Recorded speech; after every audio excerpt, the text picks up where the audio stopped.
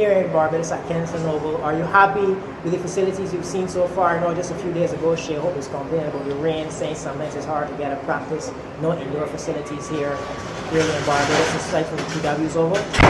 You touch on a topic that is, quite sensitive in that, and very dear to me as well in that. I think that right through the entire region, we need to improve our facilities, right? And it's something that I'm hoping that in the coming weeks when I meet with the heads of government, we could have that sort of discussion about how we could collaborate to improve the facilities.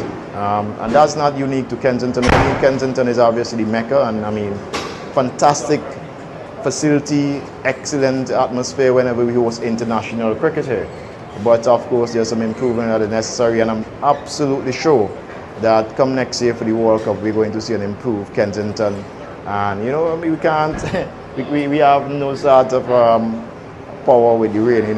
That is just our part and parcel of cricket. We take the weather condition.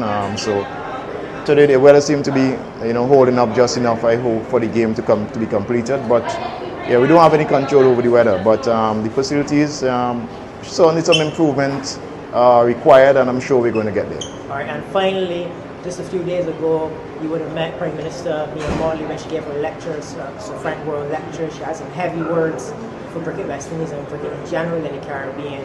How was that lecture for you, and how do you envision working with Prime Minister Mottley going forward on the Prime Minister subcommittee?